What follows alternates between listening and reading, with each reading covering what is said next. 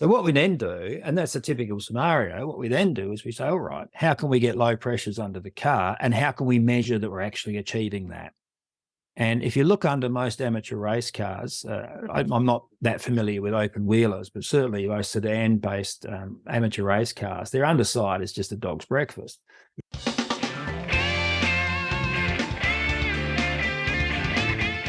Welcome to the Your Data Driven podcast. If you like this podcast, be sure to visit our website at yourdatadriven.com for more useful help and advice on setting up your race car, mastering data analysis, and driving faster. Welcome to episode 48. Today I'm joined by Julian Edgar, all the way from Australia. Julian is an automotive journalist who's written a fascinating selection of books on suspension and aerodynamics.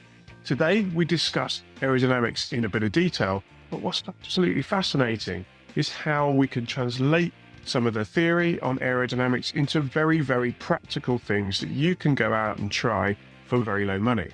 So without further ado, as ever, sit back, grab a pen, grab a coffee. Let's enjoy what Julian has to say. So, welcome, Julian. Thank you. Thank you for having me on the show. I'm looking forward to it. Well, it's really kind of you to join us all the way from Australia. It's not often we get to talk to people from the other side of the globe. So thank you for taking the time. I'm actually really fascinated and excited about how this conversation is going to go. It's a subject around, well, we're going to talk a bit about aerodynamics on race cars and track cars. But it's a subject that it's one of those things for me as a vehicle dynamics engineer I've always had there in the background, and it's one of those ones you think, I know enough that I don't know enough about it, if that makes sense. And so what would be fascinating, I hope, for people listening is to get a bit of background on you and then some of the work that you've done, and it's extensive work that you've done in this world of aerodynamics. But what I love about it is it's so practically focused. Yeah, so you're not talking about multi-million-pound CFD computers, although I know you're familiar with all that. And so what I'm hoping is that we can really work towards some takeaways. We've talked about that phrase a few times before the show, but just so that people can go away and actually either have a clearer idea of the aerodynamic development on their car. It's all what we hear about in Formula One all the time, but it doesn't really relate to them and their car. And maybe one or two things that they can go and try to put into action and put this stuff to good use. So how does that sound as a bit of a challenge? Are we good? Yeah, no, look, that's absolutely fine. I tend to specialize actually in road cars and not so much in race cars, but of course, 90% of the techniques can be directly applied to race vehicles as well, especially those that run closed wheels. So not so much open wheelers, but especially closed wheels race cars. Basically everything that I can speak about can be applied to those vehicles as well. Yeah, absolutely. And okay, well, so this is it. And I suppose it's a little bit in terms of similar to my world in terms of suspension and such. Like it's it's the same equipment, but it just has a different purpose. But we can still learn from the different areas. For example, in a road car, the focus is very much on ride, but we can look at all of those parameters for comfort and flip them in a race car environment. And so actually those things are still relevant, even though we don't mind making the drivers uncomfortable if they get a bit more grip.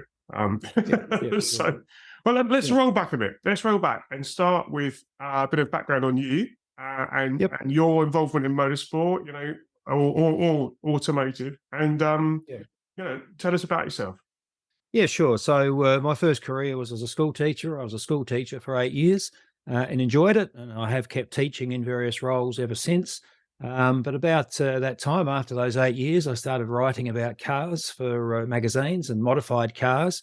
And I found basically I was able to earn more money in writing about cars and their modifications rather than teaching. And so I transitioned into being an automotive journalist, worked as a magazine journalist here in Australia, national print magazine editor. And then when you were teaching sort of those subjects? No, So was this just not at all. No, I was a geography teacher. So I taught geography and natural resources management, history, things of My that mum was a sort. geography teacher. Up to senior school, and I enjoy it, and that's helped inform my view of the world ever since. Yeah. But when I started, in fact, just before I started being a journalist, I was becoming very interested in aerodynamics, and I read a seminal book of the time by Husho, a big German book that had been translated into English, and it made me quite intrigued. And I decided to do some testing on my own road car. And the testing that I did was Tuft testing. And what it showed in terms of the airflows on that road car were just mind-boggling how bad that car was. And I became quite intrigued with this. And the first two freelance articles I actually sold were on aerodynamics and aerodynamic testing. And so that began my 40-year interest in aerodynamics. And following Tuft testing, I then moved on to pressure testing, where you can actually measure the aerodynamic pressures that are occurring on different panels of the car. And then I moved on to downforce testing, where you can directly test downforce and lift on a car. And then I moved on to drag testing, which is probably the hardest of the four, but you can still measure on the road or track variations in drag. And as this progressed, I was also writing books. And I wrote my first book on car aerodynamics, which was basically a summary of articles that I had published. And then I wrote another major book on aerodynamics, and this time I had the help of a professional automotive aerodynamicist, Dick Barnard, who was enormously helpful to me. And then in this sequence of events, earlier this year, I wrote a more major book on car aerodynamics. And the first book had become fairly well known, and so I was able to get the help of some really, really top aerodynamicists around the world. You mentioned Rob Palin, ex-Tesla and ex-Formula One. There's the book. But also Dr. Jeff Howe was enormously helpful. Dr. Thomas Wolfe from Porsche was helpful.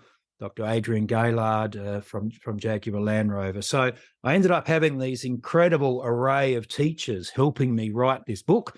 And if I have any knowledge of aerodynamics, a lot of it has come from my hands-on testing, but also from those experts who were absolutely eager to give freely of their time and their expertise. So Rob Palin, just to fill you in on how I know Rob, I met Rob racing. Sorry, there we are. I met Rob racing.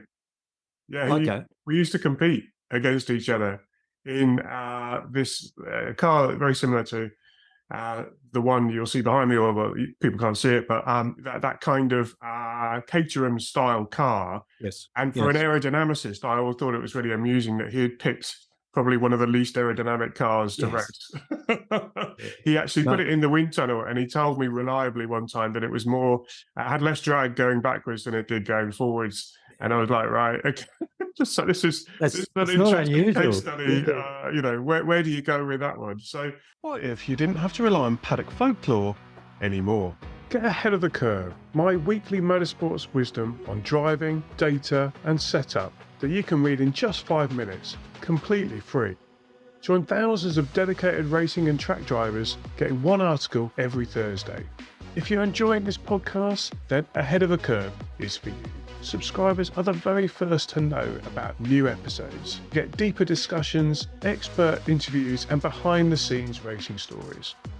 Head over to yourdatadriven.com and sign up for free today. Ahead of the Curve, where racing knowledge meets your inbox. And remember, you can also subscribe to the Your Data Driven podcast on any of your favourite podcast platforms. Yeah. Well, that's a fantastic story that you've been able to turn like passion and interest into this like your career in effect. Yeah, look, as I say, it's been helped enormously by those people who've given their time and expertise. Rob read every chapter of the new book. He commented on every chapter, every paragraph. He is an extraordinarily blunt person in his comments, and it was delightful to be able to include a lot of his comments verbatim in the book.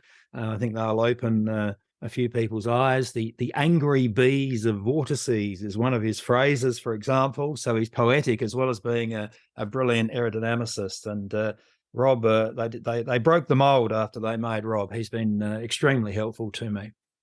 That's wonderful. So I've got some questions here, like, and I probably should. I mean, like, I probably should have picked this up over the years, but I haven't. So you mentioned sort of Tuft testing and stuff. What is that, and how do I? What am I actually kind of looking for? Like, Yeah. with these bits Okay. of wool sticking on the thing, because you said there are 4 different bits of the aerodynamics. So Yes. it was interesting you mentioned drag being the hardest one, because I think there's a lot of people who may not realize. I didn't realize that. So it'd be interesting to maybe go through some of those areas and then just sort of explore that a bit more, just in that practical sense of, you know, what can I do, and kind of is it even worth it? You know, is it worth me Sure. spending time on this? So Tuft testing is the unsung hero of amateur aerodynamics and also professional aerodynamics. So Tuft testing's been used for over 100 years in the development of cars. If you look back at the development of cars like the Porsche 356, Lamborghinis and so on, you'll often see photos of Tufts being used on those cars. What is a Tuft for the benefit? Yep. So Tufts are small bits of yarn. So typically what I do if I need to produce 300 Tufts is I'll wind a ball of wool around 2 fingers, and then I'll cut through all the strands together. So you'll end up with a few hundred strands that are perhaps 50 millimeters, 2 inches long. You then stick them onto the car's bodywork, and typically you just use masking tape of the sort that's used when a car's being painted, so that you can take it off later without wrecking the paint. You can put your Tufts in rows, you can put them randomly, it really makes no difference. And then when you have tufted the area of the car you're interested in, you don't typically have to do the whole car. You might do one side and then down the center line, because the airflow is typically symmetrical either side of a longitudinal center line of a car. You drive the vehicle. Now, you can observe from the road or the trackside, you can photograph it from the road or the trackside, or you can photograph or video it from a tracking car. So all 3 approaches can be used. Now, a lot of people stop at that point. They see a car with fluttering Tufts and they think that they're achieving something, or you know, that this is going to result in an outcome, but they don't know what they're looking for. And in the movie, I would hold my hand up at that point. in the movie, Ford versus. I'm still not 100% sure what I should be looking at, because they're one way or the other way. So what is it that I'm looking for? So in the movie Ford versus Ferrari, or was it Ferrari versus Ford? I can't remember. They sort of drove this car around the track and then that was it. They didn't even observe what the Tufts were doing. So Tufts show 2 major aspects of airflow. The first thing that Tufts show is the direction of airflow. So for example, if you have a vent on a bonnet or hood, is the airflow going into that bonnet or hood vent, or is it coming out? So Tufts will quickly show that. When you have Tufts at the base of the windscreen, are the Tufts showing airflow going over the top of the windscreen, or are the Tufts showing lateral airflow going around the sides of the windscreen? So the very first thing that Tufts will show are actual airflow directions under real aerodynamic pressures and flows. The second thing that Tufts will show, and this is typically more important, is they'll show where airflow is attached and separated. So attached airflow is when the airflow is being guided by the shape of the bodywork. So the airflow across the bonnet or hood of a typical road or race car is attached flow, and the Tufts all line up, they flutter very little, and they line up all one after the other, pointing in the direction of flow. In attached flow, the bodywork is actually guiding the airflow direction. Now, the other type of airflow is separated airflow. So in this case, the airflow is no longer being guided by the bodywork of the car, it's going its own way. And Tufts in separated flow will flap wildly. Sometimes they'll point directly up from the bodywork at 90 degrees. Sometimes they will even point into the direction that you would expect the flow to be going. All right, so they're in random movement separated flow. Just to roll back a second. So how do I think you mentioned it, but just to make sure I got that. So how do I, if I'm driving a car, how do I see the Tufts? Do you put cameras around, or are you driving next to it? I think you mentioned something about that, but just to make sure that I'm clear, because that was one of my questions. If I'm on my own, what do I do?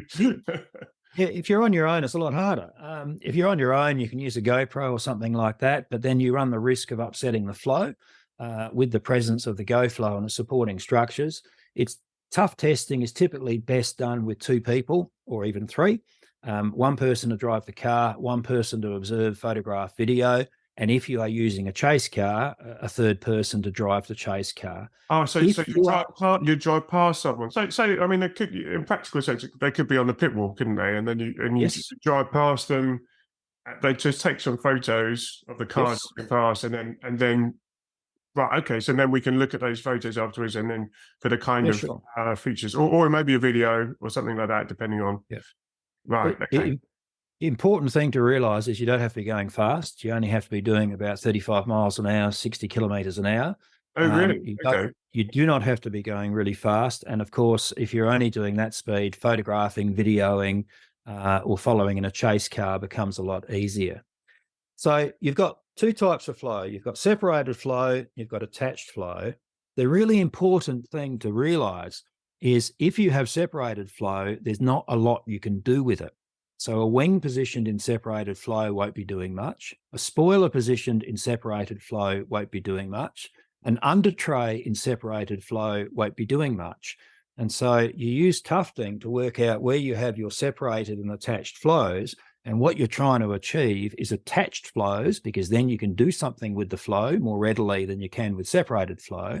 And also attached flows generally will typically give you lower drag. And so Tuft testing, while it sounds incredibly simple, and it is incredibly simple, because it can show you airflow directions and it can show you the presence of where there is attached and separated flow, is extraordinarily powerful. People way underestimate Tuft testing as a zero cost, quick and easy way of actually seeing what's going on. Wow. Okay. So, because you do see, and this is the naive bit of me looking at, I look at cars and people have made modifications and they're clearly trying to manipulate the aerodynamics in some way. They've changed the shape of, I don't know, in our case, the sort of the wheel covers, or there's work that they've done on trying to smooth things out, or there's work that they've done on adding some of these features that, like a spoiler or something like that they're hoping is going to add some downforce. And often the criteria for working out whether or not it's worked is the driver. And it's like, well, can the driver feel any different? And if you spent a lot of time and effort making something, there's a bit of a potential bias there in the thinking, like, oh, well, I think it made a difference. I don't know, but it's because you don't want to make it worse, do you? You don't want to make, like, we're all here. We want a faster lap time, right? We want a faster lap time with a more predictable car, so we're going to enjoy ourselves a bit more. And you don't want to make it worse than what you started, but equally, you wonder whether these kind of additions are actually working. And so what you're suggesting here with the Tuft testing is that you can use this very simple tool to try and work out, well, actually, yeah, it's making no difference, or it is making a difference. There are actually better tools to see if it's making a difference or not. Tuft testing is almost the first tool. So let's find out where the airflow is going and whether it's attached or separated, because then subsequently we can make more logical decisions about what aerodynamic modifications to make. So it's the very preliminary. Yeah, and then let's see. Right, okay. So for example, let's say that we are running Tufts down the top of a car. Yeah. And let's say the transition from the roof to the rear window on a sedan-based race car is too steep. And therefore, we find we have airflow separation occurring at the end of the roof. Yeah. That would place the whole of the rear window and the whole of the trunk lid, boot lid, in separated flow. So we get to say to ourselves, okay, so a spoiler on the back of that trunk or boot lid will achieve very little. A wing to be in clean air is going to have to be pretty darn high. Okay, so we're not going to spend ages shaping a boot spoiler or trunk spoiler if in fact it's already in separated flow. Or, and much more interesting, is under the car, where you can achieve so much in terms of reducing lift and getting downforce. Under the car is where everyone who's an amateur should be working first, Oh, If we look under the car and we just have a massive separated flow, and then you do need to have a GoPro to see that, then you say, well, okay, gee, this is where we need to start putting in some work in order to give downforce. So Tuft testing, because it's free, because it's quick, because it's easy, and because it's so illuminating, is the very, very first aerodynamic test you should do. Whether you're developing a solar race car, whether you're developing a sedan-based race car, whatever you're developing, Tuft testing is the very, very first step. okay. And so, because what I've done a bit with, again, because it links with suspension, is having and not everyone has this, but like a ride height sensor on the suspension, and you can kind of look at, like, okay, well, this is the pitch angle of the car as I'm driving along, and that, that's influenced by, well, one of the influences is the aerodynamics. So you can adjust your aerodynamics and it adjusts your pitch. So would that be sort of the logical next step? Because those sensors can be quite expensive to add. So it's quite a big jump from notionally free ball of wool and a bit of tape to something else. Yeah, downforce testing, which is what I use the suspension sensors for, is your third step. So your second step after Tuft testing gives you your global airflows, gives you your separated and attached flows, gives you airflow directions, right? Second test is pressure testing. And so all the lift and downforce, almost all of the drag, 80 to 90% of the drag, is caused by pressure variations over the car. Okay, so if you have a higher pressure on the top surfaces than you have on the bottom surfaces, you will get downforce. If you have a higher pressure on the bottom surfaces than the top surfaces, you'll get lift. If you have a higher pressure on the front of the car, that's why you're saying so much work. You should focus on the underfloor of your car first, because you're basically, rather than sort of, I suppose, just to explicitly say this, rather than thinking, oh, I need to push the car down with these wings, you're flipping that and saying, actually, if I create a low pressure zone under the car, it's going to suck itself down on the car, no matter what, on the ground, no matter what I've got on the top.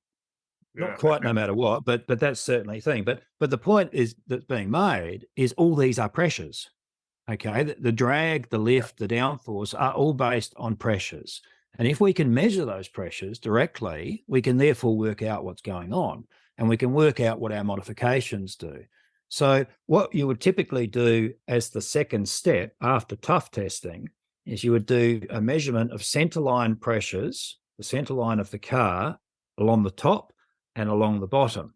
Now, measuring aerodynamic pressures are very small, but measuring aerodynamic pressures is achievable, it's easy, it's accurate, and it costs under $100 if you buy a few secondhand bits. If you buy everything brand new, it's probably about $300.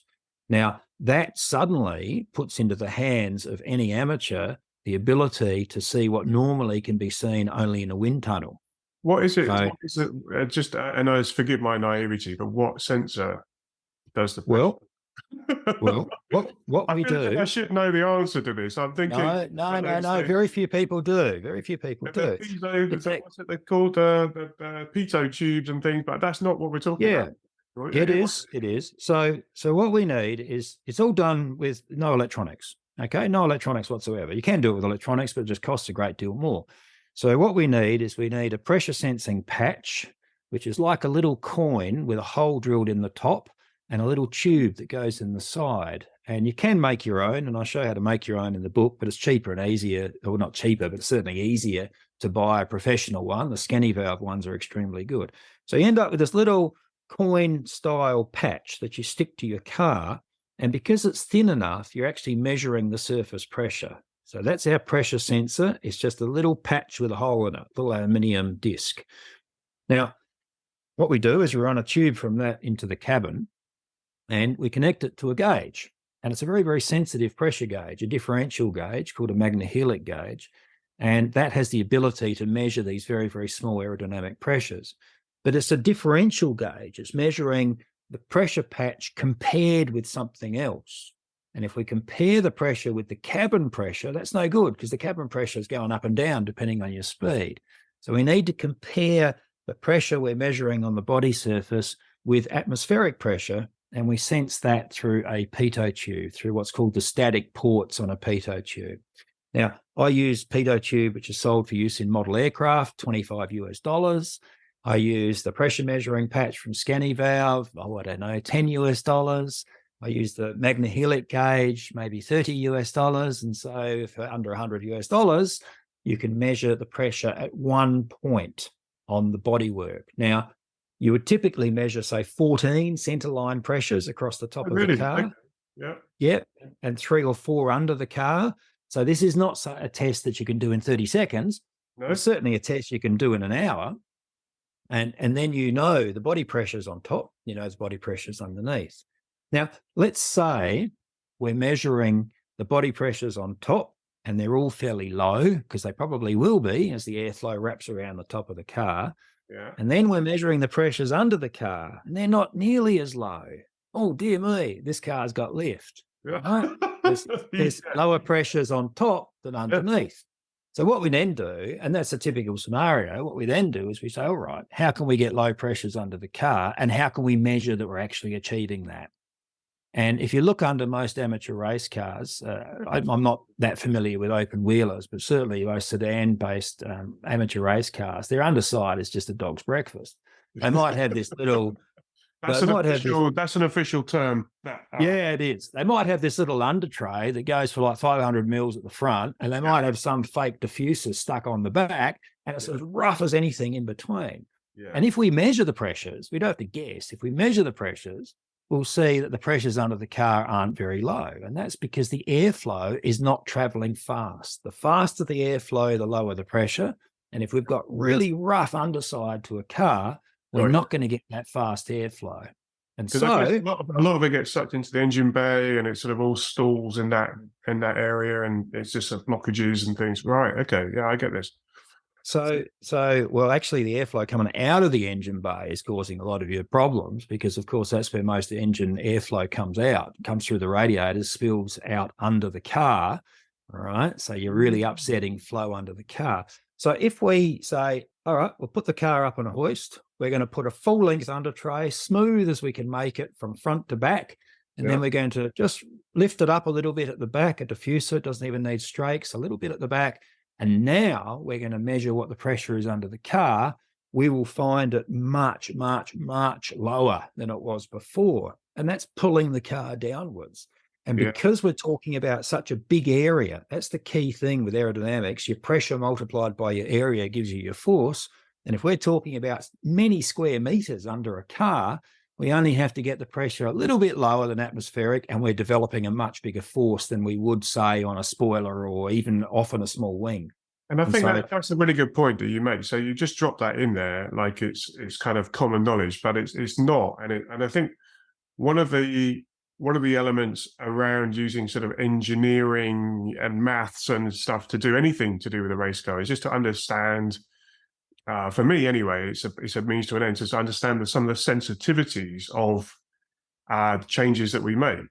So it can be like we can change, I don't know, in my world, like the springs, or we can change the tire pressures or something like that. But and we know intuitively that that's going to make this kind of difference, hopefully. Yeah, if you've spent some time and looked at it and maybe read some of the stuff that I've done. But you don't necessarily know by what amount. Yeah, you don't know. It's like, well, so these are all great ideas, but where do I start? So that's really fascinating what you just said there about if you can make this area under the car, well, you've got a big area under the car, like most cars, yeah. But if you can make this working area just that little bit better, you'll get a significant contribution, much more than like the wings. That's fascinating. Yeah. Well, it gets even better because you're measuring real pressures, you can do the calculations and actually work out how many kilograms of downforce you're getting under the car just by measuring the area you're working with and the pressure. And this gauge reads off the pressure. You just do a few calculations and you can say, okay, so a concrete example, I did a little front under tray on my front wheel drive hot hatch. And, something like 30 kilograms of downforce at 120 kilometers an hour just by getting the curve right under there. So you can actually quantify it quite easily. And so measuring pressures under the car, on top of the car, and then making modifications and measuring the change in pressure allows you to see exactly how effective what you're doing actually is. And so, for example, people go on a lot about what angle should the rear diffuser be. But all you do is you put a bit of plywood there and you just change the angle as you're measuring the pressures. And so you can very quickly work it out. What's the optimum angle for my car at my ride height just by measuring the pressure under the car and changing that angle? So this is I'm so pleased you brought that up, and I'm going to talk about Rob again because he used to he's like a master of sticky tape and cardboard, and and I was like, what do you mean? It's like, well, we've got these people like making all these carbon bits and pieces for the wind tunnel and stuff like that, and I'm out there with the cardboard and stuff because I just want something quick that I can iterate on, and then once I've got a design that I'm comfortable with, then I go and make it out of carbon or aluminium or whatever.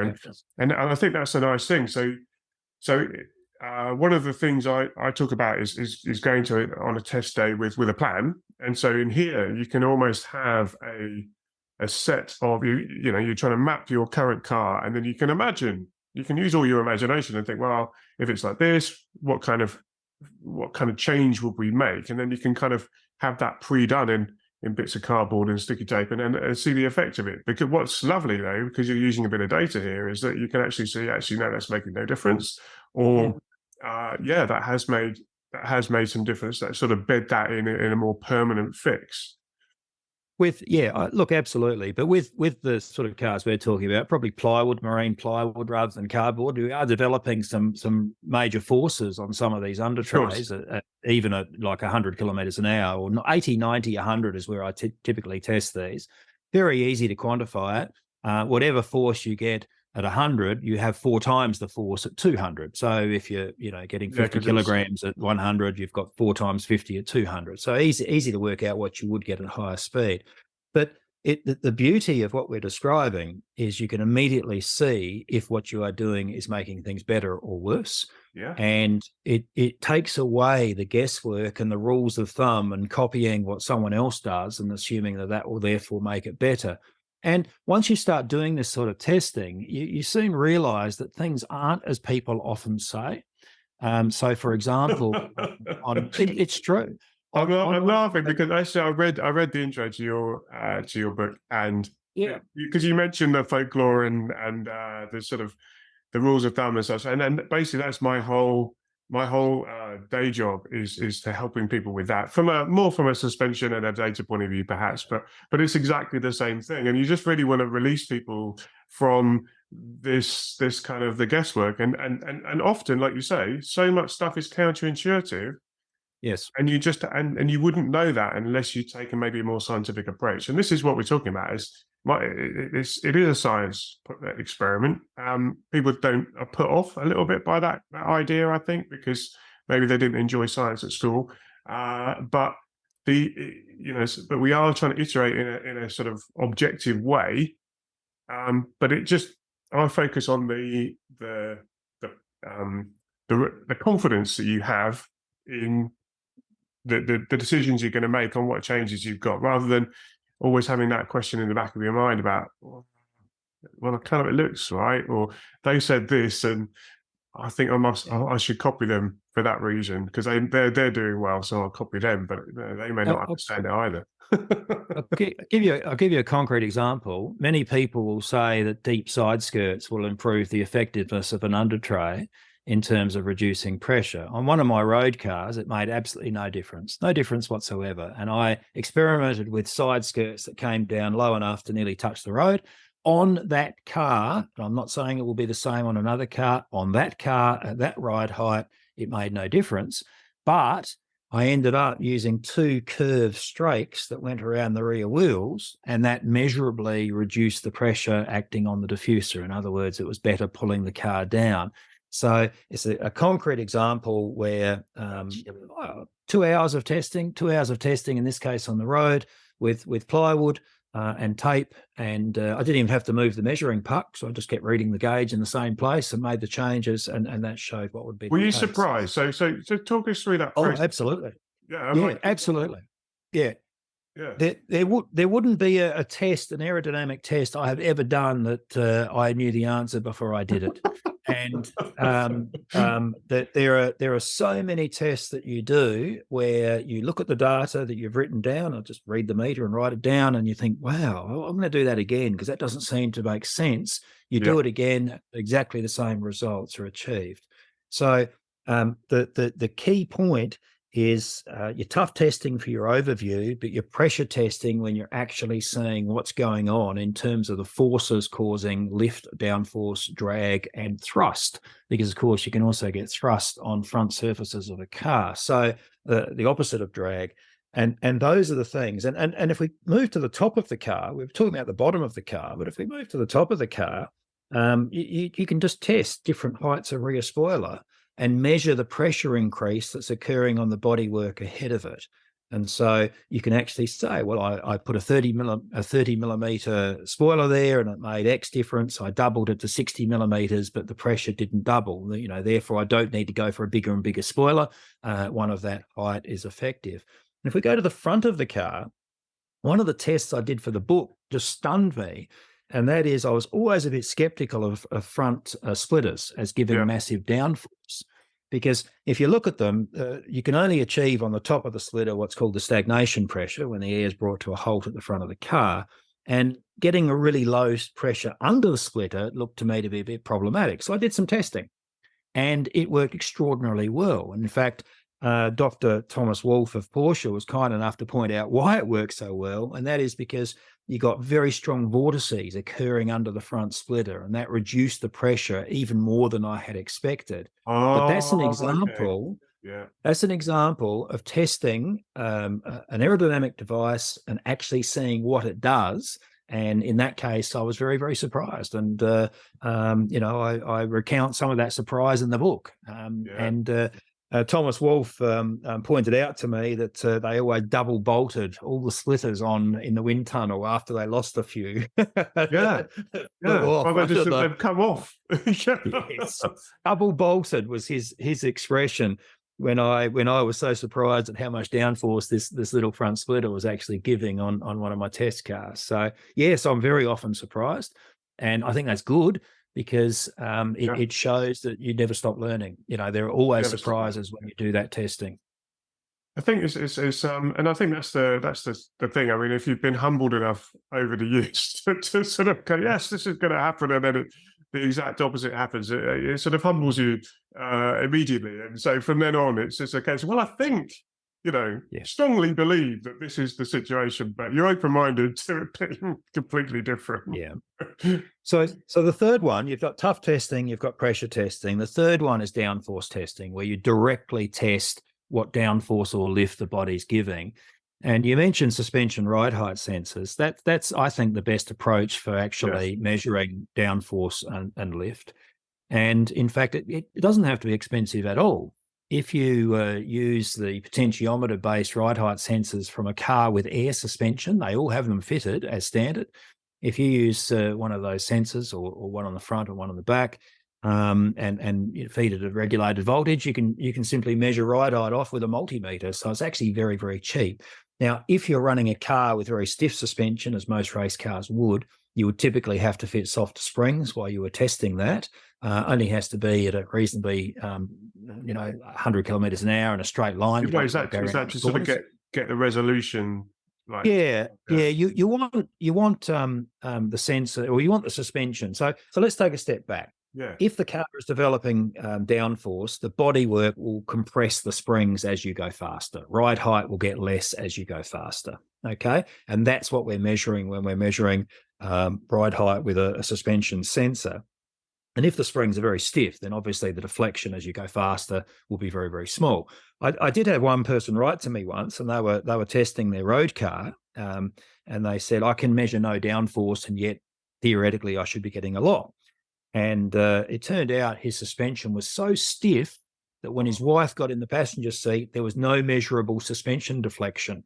And so you've got, I don't know, 60, 70 kilograms or whatever getting in, and there's no measurable suspension deflection, then obviously you would have to have massive amounts of downforce to be able to measure anything. So you need to have suspension that's still got some movement when, you put in 30 or 40 or 50 kilograms. But And the other part of downforce testing using suspension ride height sensors is you have to smooth the signal. And in my book, I do some very simple electronic circuits that are smoothing circuits. If you've got a motorsport car and you've got an analog input into a digital dash, you can smooth it in the software, of course. But downforce testing with just because it's quite noisy, and then you can filter. Yeah. You want an average that people can grab, Butterworth or moving averages, these kind of things, just to sort of smooth out. Yeah. I just use a very simple capacitor resistor smoothing circuit, which is really, really simple and really cheap to make and works quite well. Basically, you want to see that height settle and not be upset by all the bumps you're going over. But, if you do it well and you have rigid mounts for your ride height sensor and all that, has to be done mechanically as well as electronically, you can measure 1 millimeter changes in average ride height. And, that you then can quantify that. How many kilograms does it take to deflect your suspension by 1 millimeter at a slow speed compared with that fast speed? And it's a very, very effective way of doing it. I guess the other point that I'd make is if you don't want to fit a ride height sensor, you can use a laser sensor. So I use a laser ride height sensor as well that just looks at the road, but it sounds more elegant, but because tires grow with speed, you've got something else happening there as well, which makes it a bit more complicated. So I would prefer just to use a suspension ride height sensor. And so you can do your Tuft testing, you can do your pressure testing, you can then make your modifications based on the pressure testing results that should give you the downforce that you then measure with those sensors. Yeah. So it's a sequence of events. Got you. Okay, so there's no jump. There's no random, let's try this and, oh, look, it changed the ride height. It's actually a sequence of events which leads you almost certainly to be achieving those results that you want when you get to the downforce measuring stage.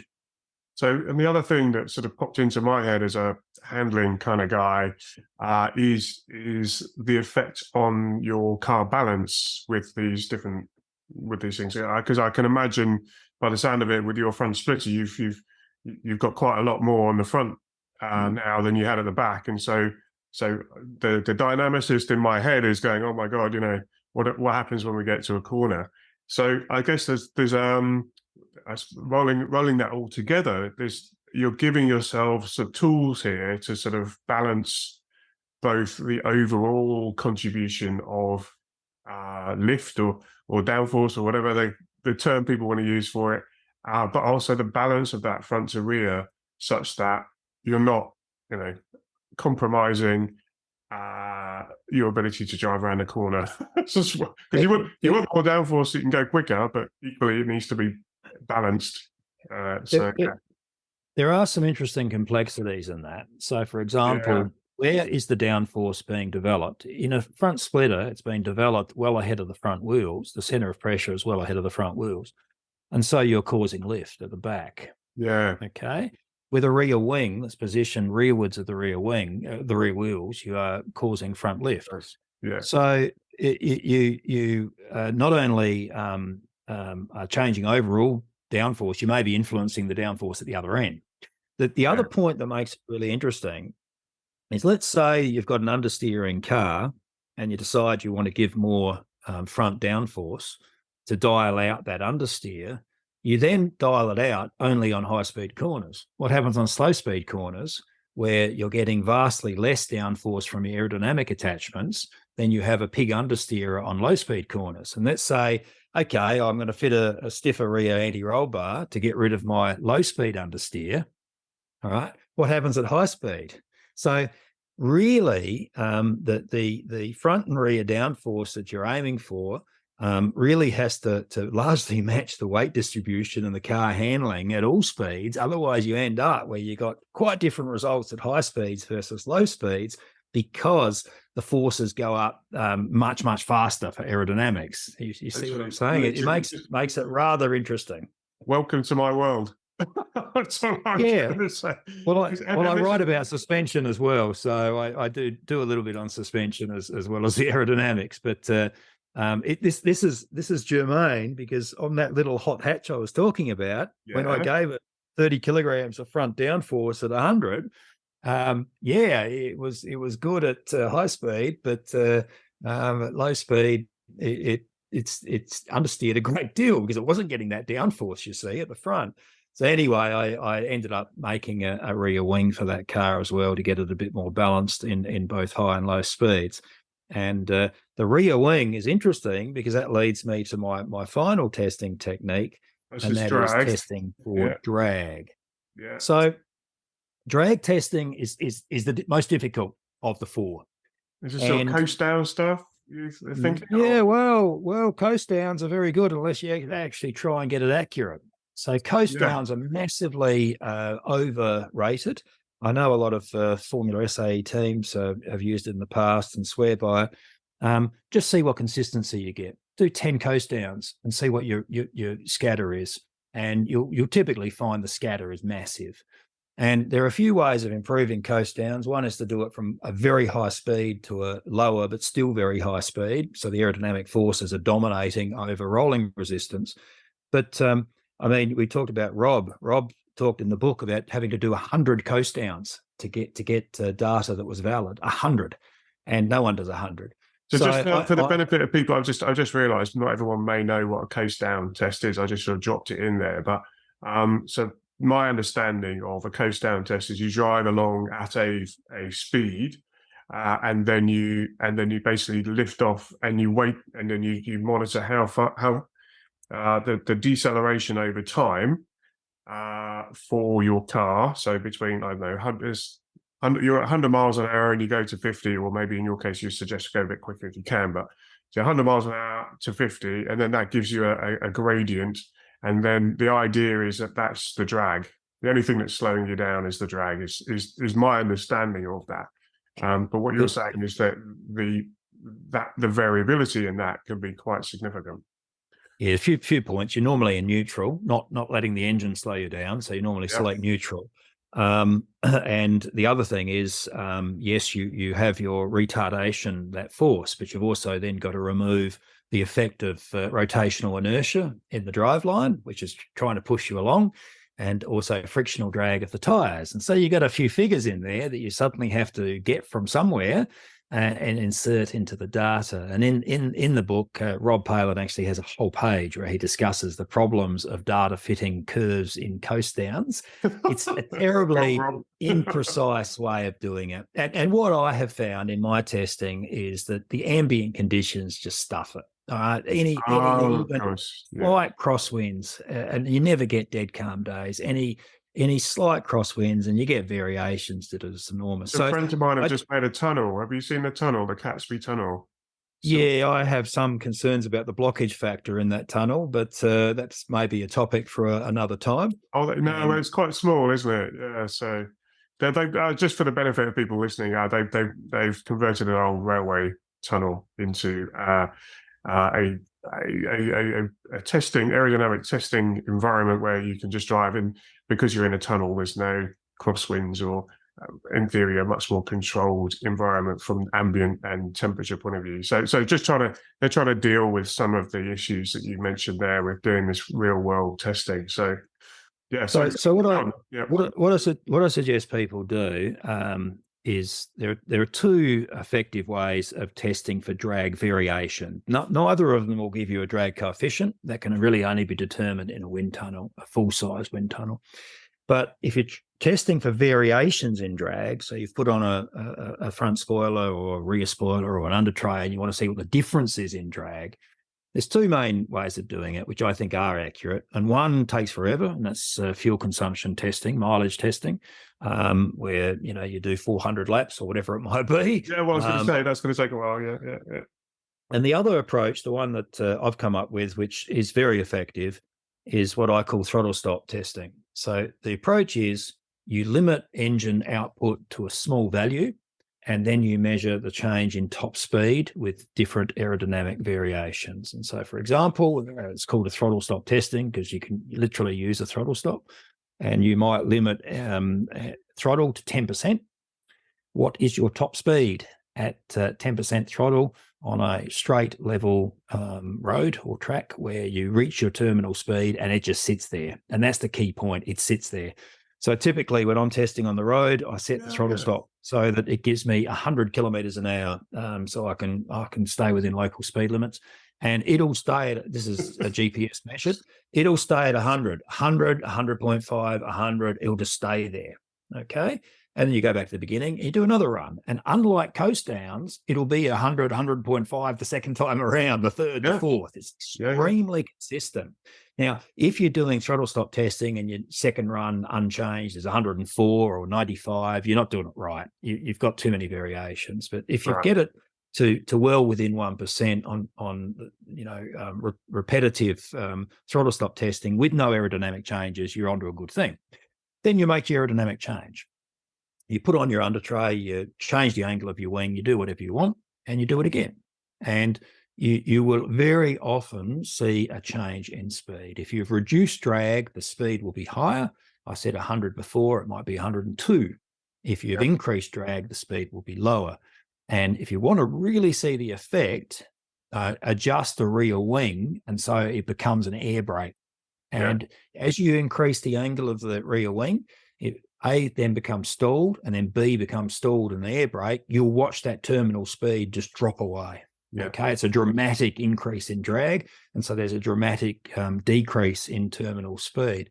So throttle stop testing won't show you variations in drag of less than a couple of percent, and then that's a disadvantage.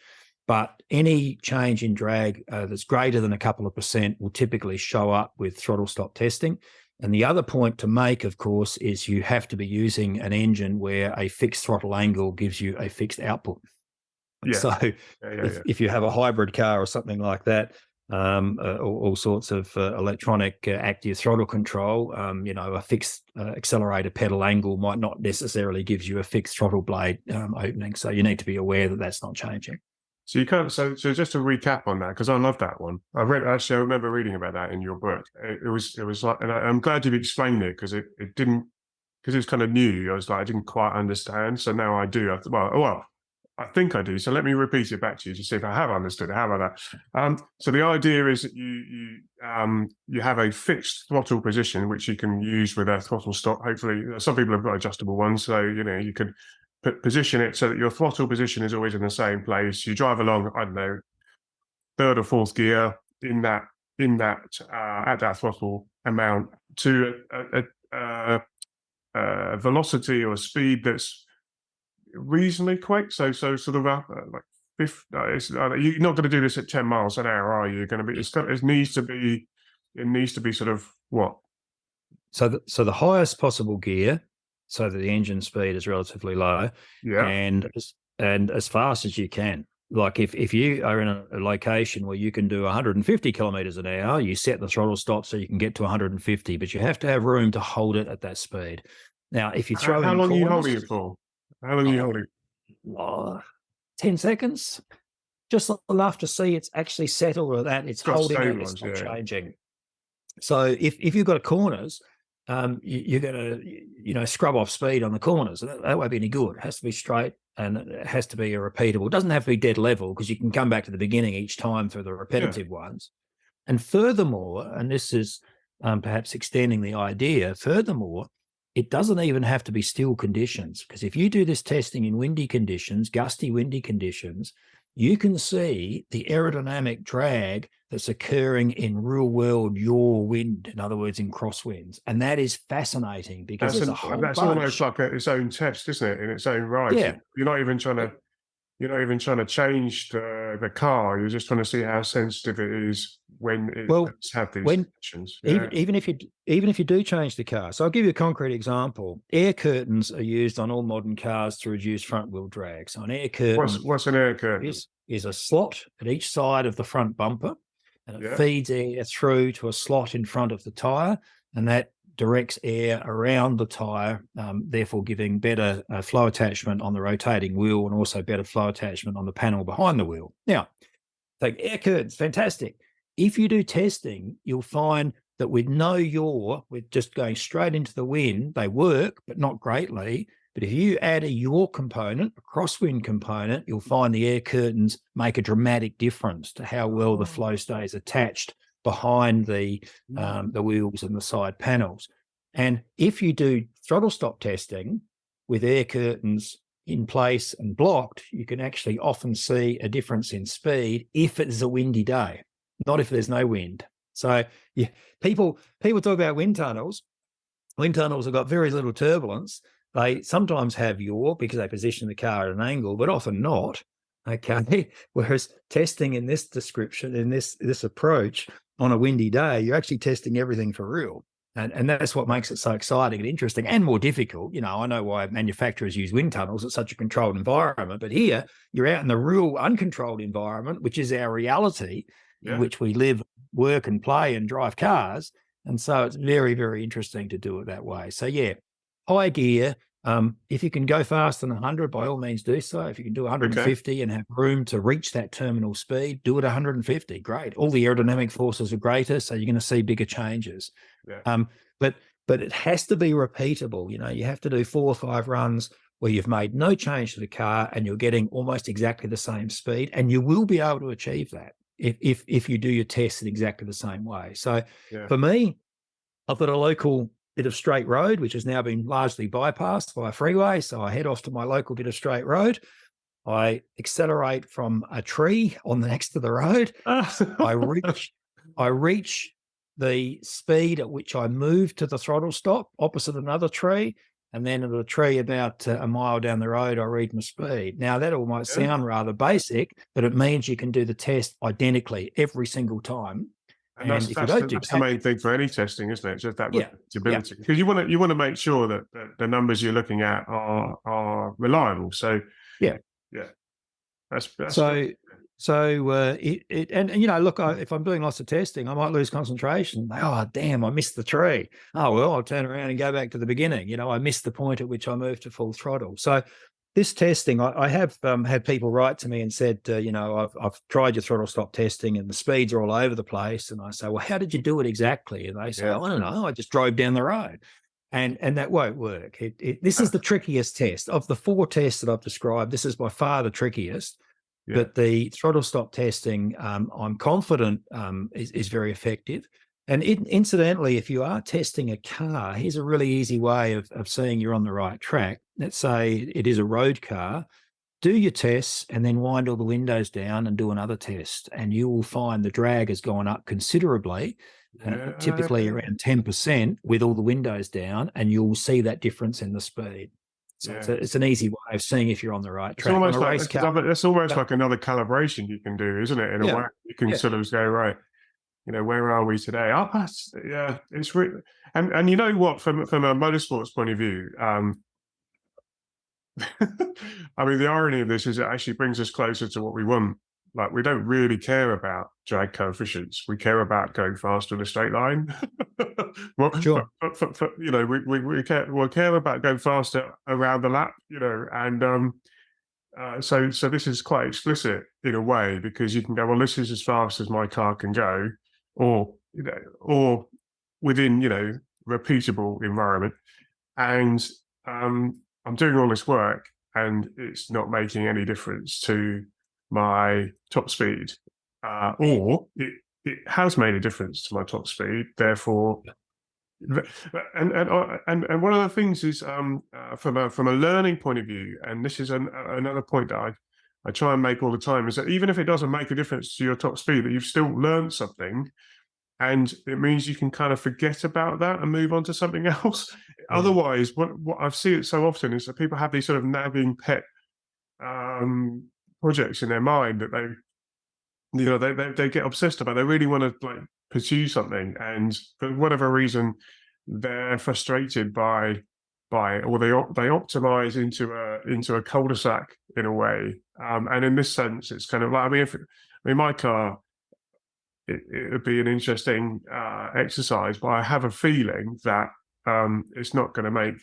Well, my hypothesis would be it's not going to make a huge amount of difference because it's so bad to start with, and we're so limited to what we can change. So There are race cars where drag makes a huge difference.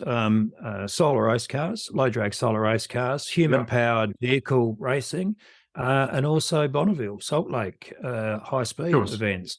Drag makes an enormous difference to the performance in each of those cases. And this is a technique where, especially when you're going in a straight line or you're very limited in the power that's available, you can make noticeable and I would suggest even dramatic changes in what can be achieved. So again, depends what type of racing you're looking at. If you're going around lots of corners, reducing drag is going to be a lot less important than gaining downforce. But if you're going largely in a straight line or you're very limited in available power, then reducing drag is very, very important. Oh, this has been absolutely fantastic. I could talk to you all day about this. I mean, because it's two things. There's these actual very practical things that I'm hoping anyone listening can go away and try and do, but also that the mindset side of it, in the sense of just trying to understand, well, why are we doing this? And we're not, again, like, just to reiterate that sort of sensitivity side of things. It's like, well, yes, it's not going to make it worse, but there are other things that might be better off for your time and investment and things like that. So, but what's nice is you'll be able to quantify some of these things. And I think that's so refreshing. So look, I'm just looking at the time. Thank you again for taking the time to join us and share this fascinating process and knowledge. I just really appreciate it, and I'm sure everyone listening will. We'll see a lot of cars with there'll be a run on Balls of Wool, the local knitting shop. I hope so. Sure. I hope so. It's the most intriguing testing you can do. And if you haven't Tuft tested, to all those people listening, it really is extraordinarily informative and very easy and very cheap. Fantastic. Well, look, thank you very much. Thank you. I'm privileged to have someone as enthusiastic as Julian on the show. For him to share in such detail the step-by-step ways you can go and try and improve the aerodynamics of your car. I think it's absolutely fascinating what he has proposed and suggested. So I hope there should be a run on wool and all sorts of pressure testing kit in the near future. If you give it a go, be sure to let me know how you get on. And I hope you very much enjoyed this episode. You may know that at the end of season 1, I wrote the Motorsports Playbook, a summary distilling the first 20 shows into nuggets of wisdom. I made the notes so that you don't have to. If you've not got it yet, go and grab yourself a copy from the website. If you like this episode, be sure to subscribe to the podcast and visit us at yourdatadriven.com.